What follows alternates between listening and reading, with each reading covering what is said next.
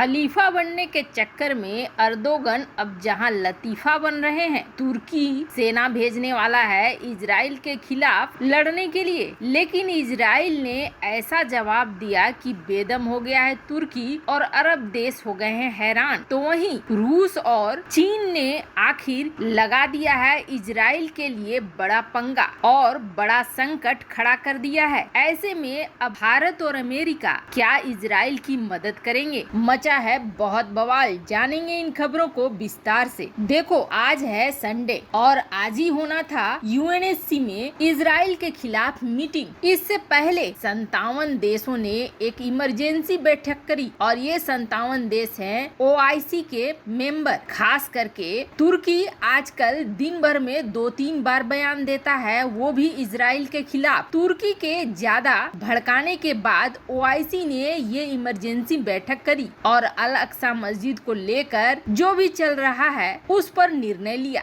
अब इन 57 देशों के साथ साथ चीन और रूस भी इस मामले में कूद चुके हैं, जहां चीन को ये डर लग रहा है कि अगर ये लड़ाई बहुत ज्यादा फैलती है तो इस इलाके में उसने जो अपने बीआरआई के प्रोजेक्ट्स लगाए हैं वो बुरी तरीके से बर्बाद हो जाएंगे। इसलिए जितनी जल्दी हो इस लड़ाई को समेटा जाए। तो वहीं तुर्की तो सबक सिखाने के ही मूड में है। तुर्की ने कई बार धमकी भी दे दी है कि वह इस बार इजराइल को ऐसा सबक सिखाएगा जैसा इजराइल ने पहले कभी नहीं देखा होगा। इन सब ने मिलकर यूएनएससी की बैठक कराने के लिए पूरा जोर लगा दिया। वैसे पिछली बार 4 बार अमेरिका ने चट्टान की तरह खड़े होकर इनके मंसूबों को फेल करते हुए यूएनएससी की हर बैठक को कैंसिल कर दिया। लेकिन पिछले 2 दिन में कुछ ऐसा हो गया है जिसके बाद यूएनएससी में बवाल ज्यादा मच गया और अमेरिका को भी अपने कदम पीछे लेने पड़े। पहला मामला तो ये हो गया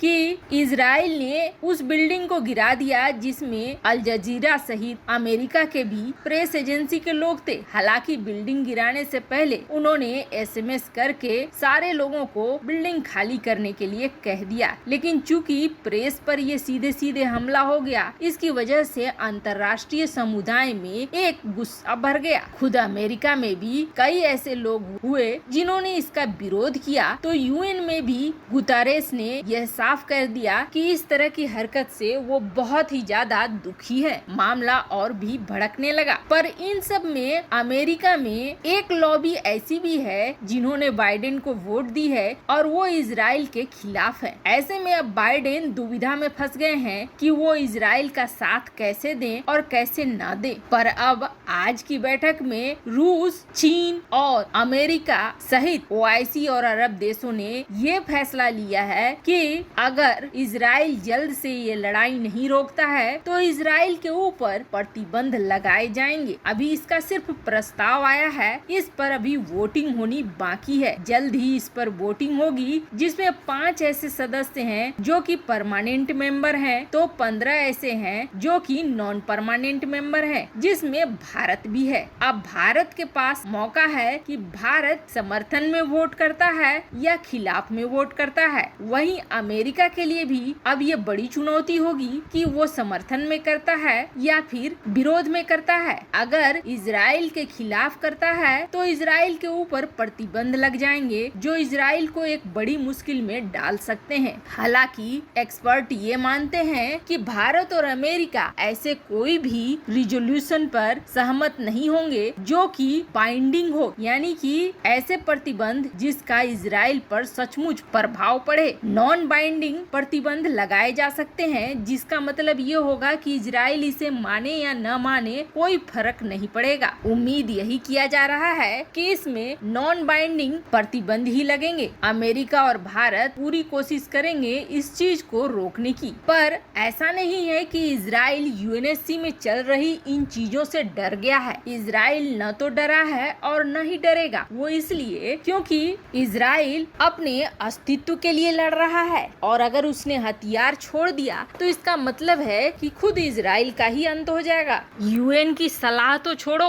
अब इजराइल ने जो बात कही है वो रोंगटे खड़े कर देने वाली है, जिसकी वजह से 57 देश के साथ साथ और भी कोई अगर आने की कोशिश कर रहा था तो सारे भाग जाएंगे। देखो, आपको बता दूं, इस वक्त हमास के साथ जो पंगे हो रहे रहे हैं इजराइल के, उसमें इजराइल ने अभी तक सिर्फ अपने परंपरागत हथियारों का इस्तेमाल किया है। कोई भी ऐसा एडवांस हथियार इस्तेमाल नहीं किया है जो कि बेहद घातक हो। ऐसा इसलिए क्योंकि इजराइल का मानना है कि हमास के लिए उसके सीधे साधे परंपरागत हथियार ही काफी हैं। लेकिन तुर्की जो आर्मेनिया और अजरबैजान का मामला समझकर अपनी सेना भेजने के लिए उतारू है, क्योंकि तुर्की को वैसे भी पूरी दुनिया के सामने खलीफा बनना है, उसके लिए इजराइल ने खास तौर पर संदेश भेज दिया है। इजराइल का ये संदेश तुर्की और पाकिस्तान के लिए खास तौर पर है। तुर्की को सेना भेजने की धमकी देना